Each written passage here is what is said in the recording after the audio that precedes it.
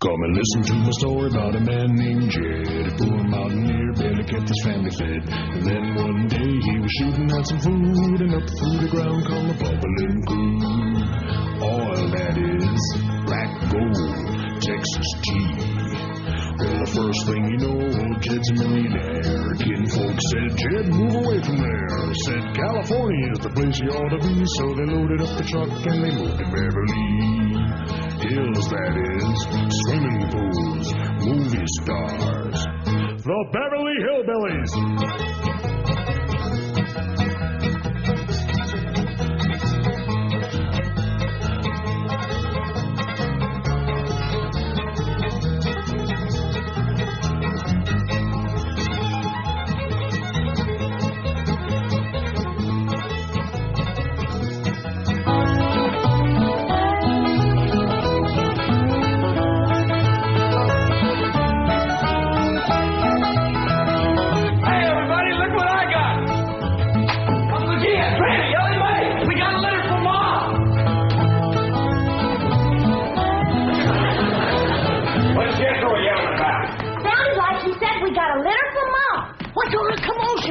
Elly says, Jethro says Pearl sent us a litter. A litter of what? Did you hear what? No, but I bet you it's kittens. Kittens. Pearl's always trying to give away kittens. Well, there y'all are. Where's the kittens, Jethro? What kitten? Didn't your ma send us some kittens? Just a minute. No, just a letter. Jethro, how could you think that kittens would... Well, come on, sit down. Let's hear what Pearl's got to say.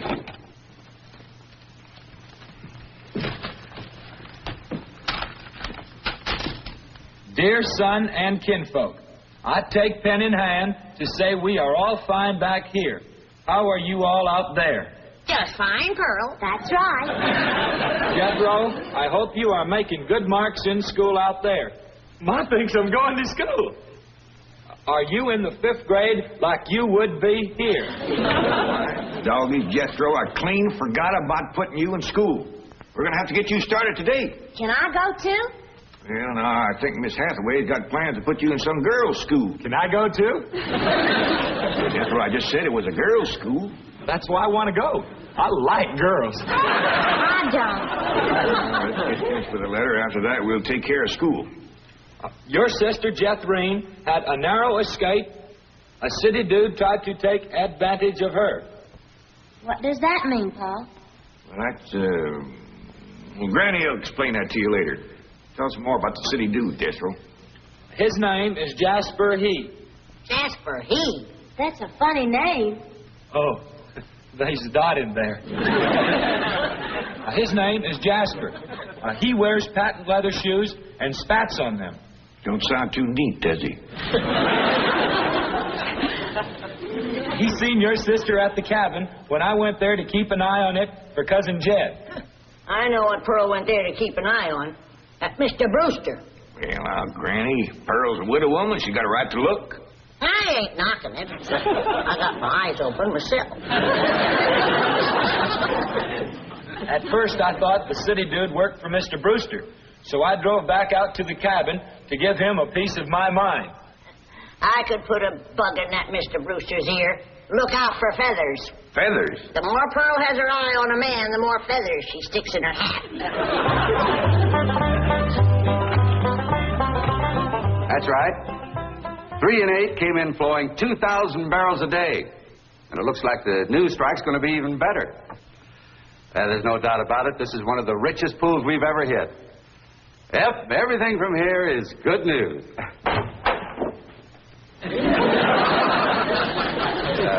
Well, not everything. I'll call you back. Mrs. Bodine, this is a pleasant surprise. Well, thank you. Although you might not think it's so pleasant when you hear what I have to say. Oh? One of them oil fellas working for you has made advances to my daughter. Made advances? Well, what would you call being picked up and carried off by brute force? Well, I'd call that making advances. What's his name? Jasper Depew. Jasper Depew.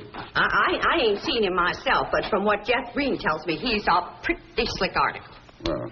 Oh, Mr. Brewster, You don't know how hard it is for two girls living alone like Jethrine and me.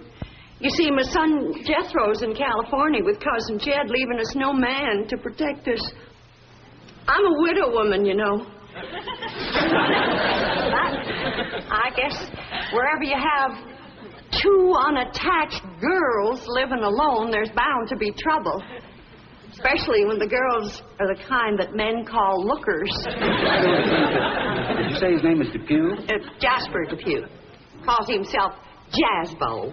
Oh, Jethrine says he's a flashy dresser and a fancy talker and drives a sporty car. Regular big city dude. I guess Jethrine's kind of like me when it comes to tall, handsome city fellas. I'm just putty in their hands. Nope, no one by that name working for OK Oil. You mind if I look? Well, no, go right ahead. I'm bound and determined to find the rascal that trifled with the affections of my sweet, innocent, helpless baby girl. Ma! Jethrine, I thought I told you to stay in the buggy. I seen Jasper Depew coming. Here? Yes'm. Oh, well, thank goodness we got Mr. Brewster to protect us. Oh, there he is. Mr. Brewster throwed his arms around me and helped me in his strong embrace. What's an embrace, Paul? Well, that's when folks kind of twine their arms around one another. You mean like wrestling? It's sort of like wrestling, except they ain't mad. It's like wrestling for fun. I reckon you could see that. Then we heard a knock on the door, and we knowed it was Jasper He. Better look for that dot again. Oh, yeah. We knowed it was Jasper. He was there to get Jethrine. Her beauty had set his heart to burning with flaming desire. What's flaming desire, Paul? Well, Granny will explain that to you later. Well, I'll try. But you're sure counting a heap on my memory.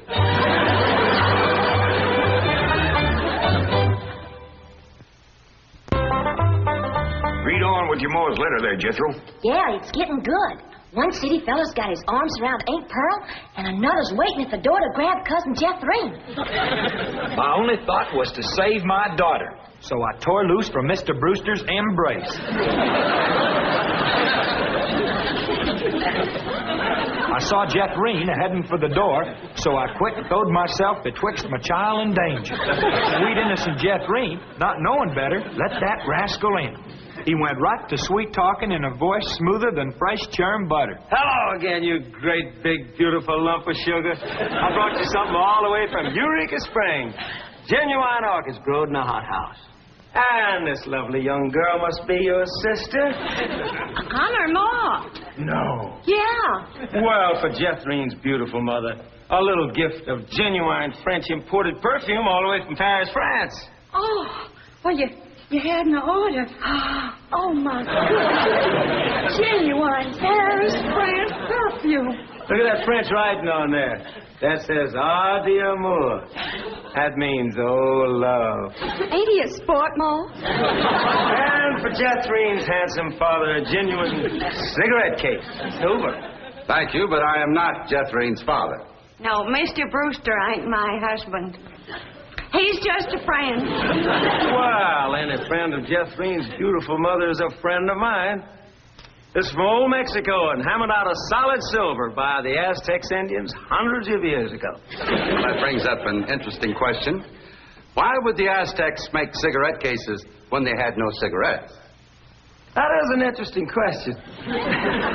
I'll have to ask some of my Aztecs friends about that. Hey, Doc. Remember Ain't She Sweet? Well, I've read Hey, what happened to your orchids? Nothing. I ate them already. You mean you ate all them expensive orchids? Ma, you should have spoke for one. It wasn't very filling. Ain't she sweet? From her head down to her feet. And that's a long way. But I ask you very confidentially, ain't that baby sweet? ain't she large? But she gives me such a charge. I ask you very confidentially, ain't that baby large? She stretches out in all directions. I'm in a shout. Lordy, that's perfection. Are you with me? Ain't she keen? Well, that's the most I've ever seen. And I'm here to tell you I'm her ding-dong daddy, and she's my queen. And she is king-size, my Jethrine. Lots of mama, my Jethrine. She carries me away.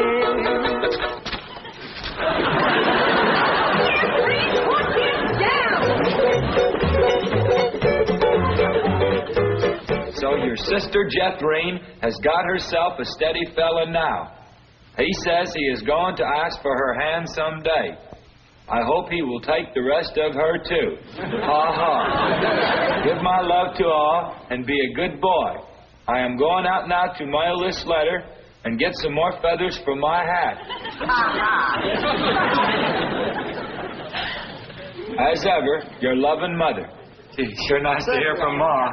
They're nice here. Jethro, you and me's got to go right out and find a school and get you to going.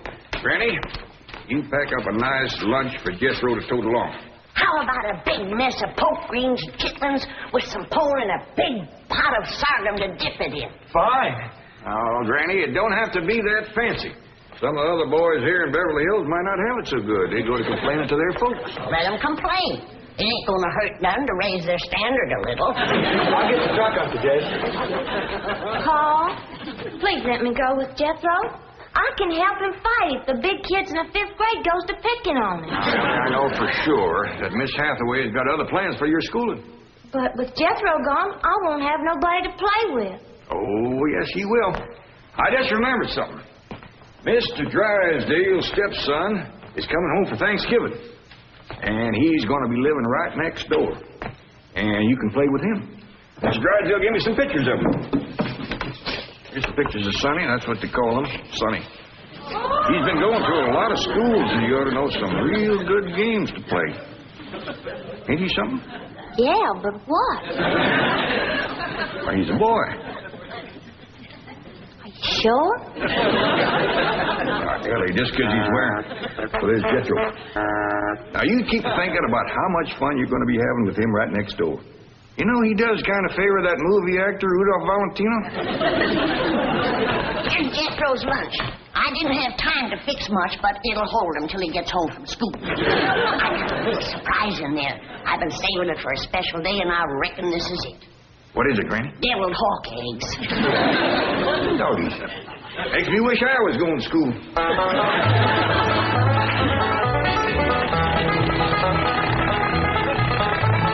School, all right. Millicent, Schuyler, and Potts. I reckon them 3 is the teachers. 3 teachers. Must be awful big school. All right. Well, let's go in there and get you started.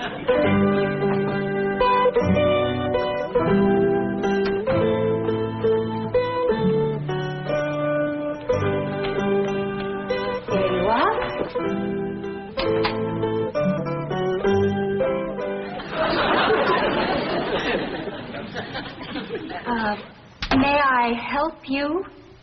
Well, reckon maybe you can. Diana, someone has parked a most disreputable-looking vehicle outside my window. Perhaps it was these gentlemen. Oh?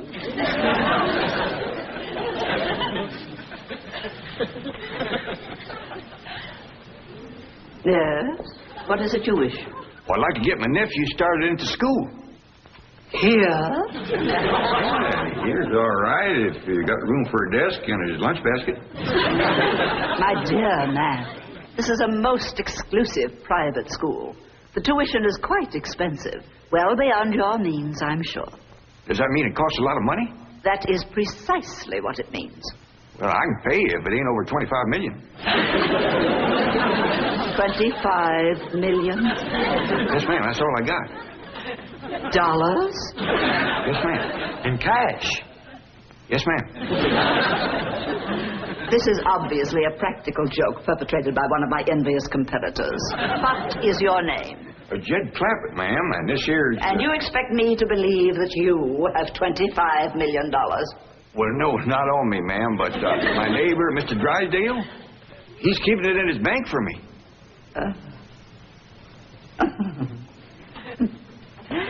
Get me Milburn Drysdale at the Commerce Bank. You see, it just so happens that Mr. Drysdale holds the mortgage on this school, so we are very well acquainted. Hello? I'd like to speak with you. Now, if you wish to admit that this is a hoax and be on your way, we will forget the entire incident. Otherwise, you may be liable to some sort of action for invasion of private property and impersonating a millionaire. Mr. Drysdale is coming on the line now. Thank you. This is your last chance, Mr. Clampett. My next call will be to the police. Very well. Mr. Drysdale, Millicent Schuyler Potts here. Come in, come in, come in, come in. Thank you, ma'am. Diana, tea for these gentlemen. Croppett? Oh, no, ma'am, Clampett. Diana, use the phone tea set. Well, sit down, sit down, sit down, sit down. Just the two of us. Ellie Mae and Granny didn't come. Well, do make yourselves comfortable. Mr. Drysdale's exact words to me were, never mind his exact words. Apparently he values your friendship greatly, and Mr. Drysdale is a very important mortgage. Ma'am. Now then, shall we talk about your youngster who's entering our 5th grade? What is his name? Jethro Bodine. Bodine? Jethro? No, ma'am. Jethro Bodine. We always put the last name first. Now, male, of course. Yes, ma'am. Just got a letter this morning. Date of birth? December the 4th. Year? No, ma'am. Back home. We only been here a few weeks. Perhaps you should answer the questions for our vital statistics. Now, we need to know the complete birth date, which in turn gives us the exact age. Now, we have December 4th, and judging from the fact that your nephew is entering the 5th grade, I would surmise that the year is 51 or 52. Am I correct? Oh, Jethro ain't near that old. And in the 5th grade? Why, that's wonderful. Well, perhaps we have a budding genius on our hands. Archie! I'll pour. Oh, Diana, I'd like you to bring me one of our boys' uniforms to show these gentlemen. A 5th grade size. No, on second thought you'd better make it 3rd grade. He's younger than average. We require that all of our students wear identical uniforms. It makes for less friction that way. Otherwise, the boys of millionaires are apt to be taunted by the really rich. I bet you Jethro will look right good in a uniform. He can't wait to be a soldier. Oh, yes, many a young lad is like that. However, our uniforms do not reflect any militaristic design. No, rather, we strive for something gay, attractive, and smart. Oh, there you are. Charming, isn't it? Now, you take this home and have Jethro wear it when he comes to school in the morning.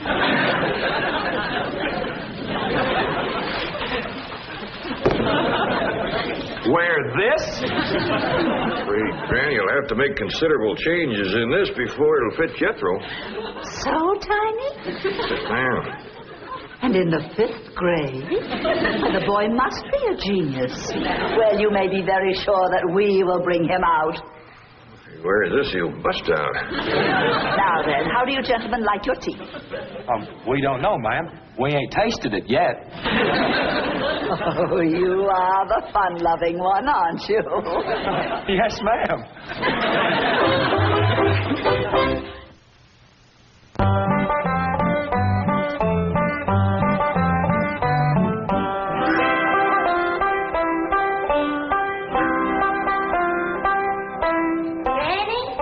Jethro's school clothes. You want me to help let him out? Oh, well, thank you, Ellie, but let's see what has to be done. Maybe they fit him already. That's supposed to be a hat? I reckon so. What's that?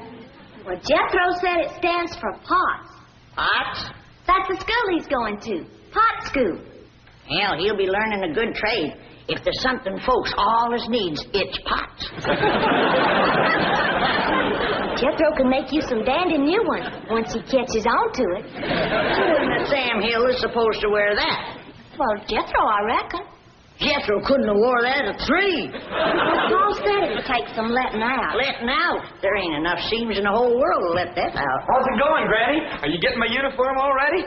Jethro Bodine? No, Granny. Over to school, it's Bodine Jethro. Ellie Mae, leave the room.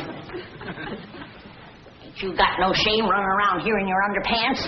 Granny, these ain't underpants. They swimming trunks. You wrap that towel around you before I cut a switch. But, Granny, Miss Hathaway says... I don't care who says what. I'll be glad when your ma gets out here to take you in hand and to make you some school clothes. These things ain't never gonna fit. But, Granny, I gotta have these in the morning. It's a rule. All us kids over there's gotta wear these. And that coat, too. Yeah. I sure wish your ma was here with her sewing machine. Pearls are whiz at making clothes. Now that you're going to be keeping company with Jazz Bo Depew, you're going to need some nice clothes. I like the little fella, Ma. I'm glad, Jeffrey. But you gotta stop picking him up all the time. He ain't heavy. That ain't the point. It don't look fitting for a girl to run around carrying a fella. All right. I won't pick him up anymore. Till we get married. Why would you pick him up then? To carry him over the threshold. You ain't supposed to carry him. He's supposed to carry... No, that's ridiculous. I declare, I don't know how I'm going to keep you in clothes the way you're shooting up. I start a new outfit, and by the time I get it stitched together, you've outgrown it. My new shoes is already too tight for my feet. Oh, them feet. If they get any bigger, you're going to have to go outside to turn around. My feet ain't as big as Jethro's. Well, of course not. He's a boy. Just think, your brother Jethro's going to school in Beverly Hills, California. Yeah. I'm homesick for to see him, Ma. Me too, Jethro. I'll bet your rich Uncle Jed has Jethro duded up like one of them actors in movie pictures.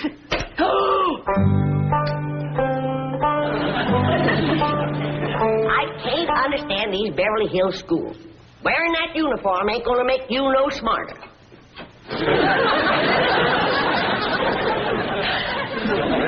Miss Pot said I had to wear it this morning. And she's the boss teacher.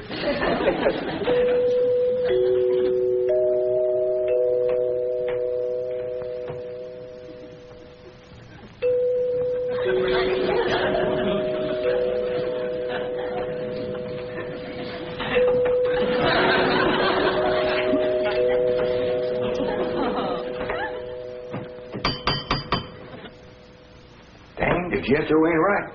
Every time that music plays, somebody comes to the door. Good morning. Good morning. Surprise. Surprise. Good morning, Miss Potts. I decided to come by and drive our diminutive genius to school myself. What? Your nephew, Jethro. Oh, yes, ma'am. Jethro! Come on down here. You got to ride to school. Well, that's mighty nice of you, ma'am. Oh, tut. I'm going to give the boy my personal special attention. I feel that when one... Well, howdy there, Miss Potts. You come to take me to school? You betcha she is. I want you to be a good boy, make good marks so your ma will be proud of you. This is your nephew? Ma'am. You met him yesterday, remember? Of course, he does look a mite different in his uniform. Granny had a time getting it to fit, but she done it. You are in the 5th grade? Oh, yes, ma'am. Just finished 3 years in the 4th. But I can't. It's impossible. Oh, that ain't nothing. He got through the 1st grade in only 2 years. Under no circumstances can I allow this. Well, say, here comes Mr. Drysdale. I reckon he's coming to see Jethro off to school. Come along, Jethro. Get the day off. This is the way we go to school. This is the way we go to school. Is Jethro's lunch? Sure Oh, Jethro! You forgot your lunch. Jethro, you share your grits and fat back with Miss Potts today.